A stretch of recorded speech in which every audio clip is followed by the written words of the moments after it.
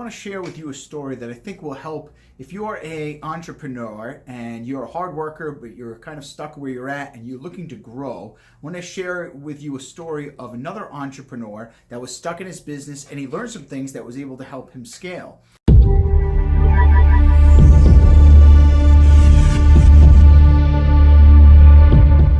And if you're not familiar with me yet, my name is Dave Kosciuszko. I actually was a struggling entrepreneur, and I'm still growing as well. I'm here actually in one of the stores I own. I own a chain of cell phone repair stores called Buy, Sell, Fix, and I have a national company now through YouTube where I teach people a system and things of that nature, how to do this as well. But it wasn't that long ago. It was about back in 2011. I was sitting on a swing set at a park with no money to my name, and I was with my daughter.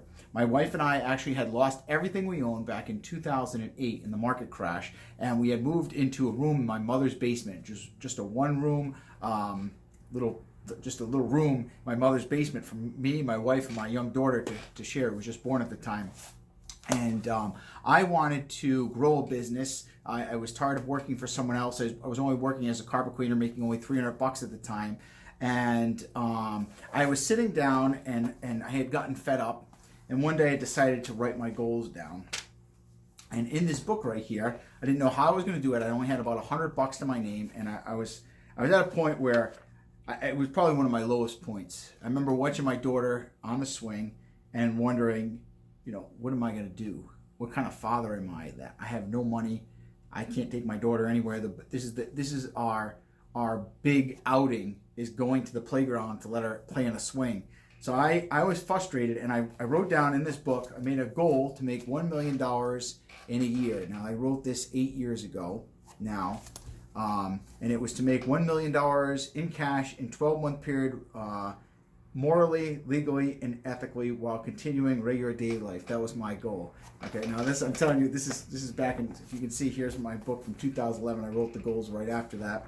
I missed it. I was going to do it in 5 years. I did it in 6. So in my 6th year, I was able to do $1 million in my business, fortunately, and I've been doing about $1 million a year in business since then. But so the story goes like this, and I think it will help you. Bob is a local contractor, right? So Bob, he's really good at doing like custom kitchens and things of that nature, doing some remodel inside for people. And, Bob, he used to work for a guy, kind of went on his own, and he built up a customer base for himself. So he kind of gets a lot of jobs through mostly referrals. Bob is kind of a solopreneur, I guess you would call it. If you I don't know if you ever heard that phrase, but he works on his own. He doesn't have any employees. He's making about $50,000 to $70,000 a year as a contractor. He works pretty hard. He works about 50 hours a week to support his business. He's got a wife and 2 kids. To keep his jobs, he keeps the prices really low because he's got to compete with the big dogs. So he tries to price his jobs low. And, he gives great service. Of course, Bob really cares about his customers. So he really does a lot. He does really, really good work on their kitchens. And, he knows his customers, fairly well. So Bob's been doing this now for a little while, maybe 3-4 years. But one day, he's working in a kitchen. He picks up a cabinet or something like that. And oof, he hurts his back. So Bob's got to go out. I mean, he hurts it really bad, right? Like Bob has to get out of work now for a month because he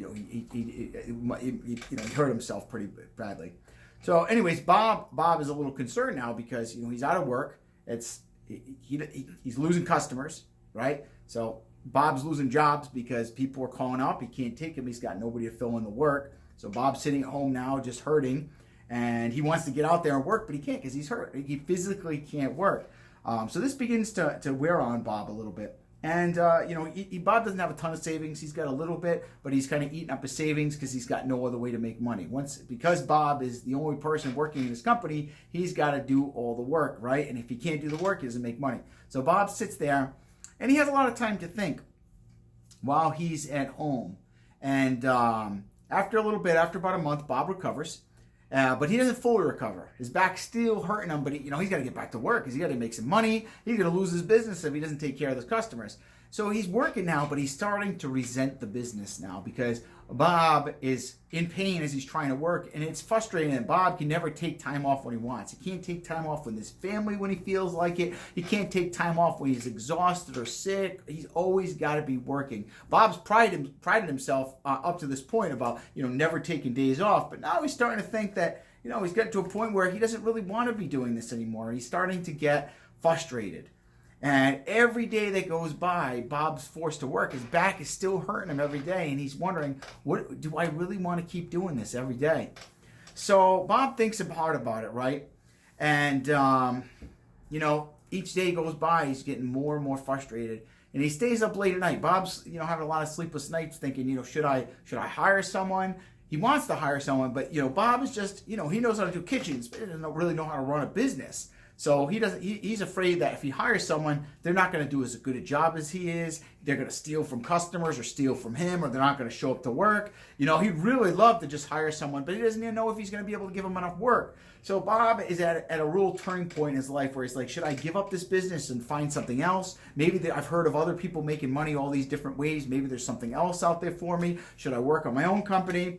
And one day a light bulb comes off. Bob's up late at night, and he has an idea. He says, I'm going to just ask someone else, what they did. Because he's kind of tired of figuring things out himself, right? Bob's always trying to figure things out the hard way his whole life, but it's getting frustrating. So he figures, well, why not ask someone who's already done it? So he goes to one of his customers, like a real wealthy business owner that he does a kitchen, real nice house they got. It's beautiful. And he's friendly with the guy. So he says to him and says, hey, he's working on his kitchen, he's doing his thing. And he says to the guy, do you mind if I ask a few questions about, how you built your businesses? And the man says, of course, no problem. And he says, well, I really have been wanting to grow my business, but I'm kind of feeling stuck right now. I want to hire some people. I want to grow. I don't really know what I need to do. How did you grow your businesses? What did you do to, to get to the point where you're at? I mean, you own, I think 3 companies. And you're obviously doing really well for yourself. You get this beautiful house. What are you doing? So a man says, okay, tell you what I'm going to do is I'm going to give you an assignment. All right? If I give you an assignment, will you follow through on it? And Bob says, of course, yeah. Bob's ready to do whatever it takes at this point because he's ready to go. He's burned out. So the man says to him, I want you to go on Google tonight, and I want you to research the top companies in your area. Okay? Go on Google and find out who's the best kitchen makers or custom remodelers or contractor companies in your area. So I want you to make a list of all them, and then I want you to make a second list. Your second part of your assignment is to make a list of all the things that you see about those companies that you're not doing right now.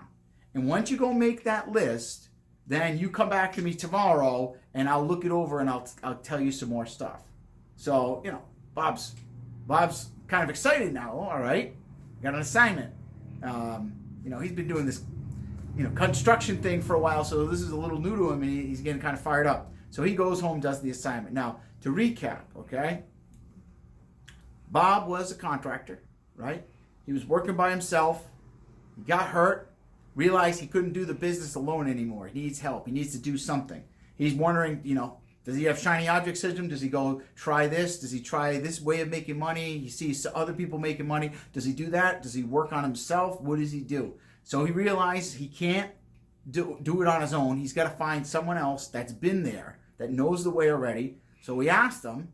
The man gives him help, and he tells him as an assignment to go on Google and find all the top companies in his area and make a list of those. Then he says, make a list of all the things that those companies have that Bob doesn't have. So this is going to be your assignment, okay? Because tomorrow I'm going to break down, I'm going to tell you exactly what Bob did and the things that Bob discovered about his company that's been really holding him back. Bob is going to have a few big aha moments that I really think are going to help you scale your business. So your assignment is to go on Google and do the same thing Bob's doing. Research the top companies in your area.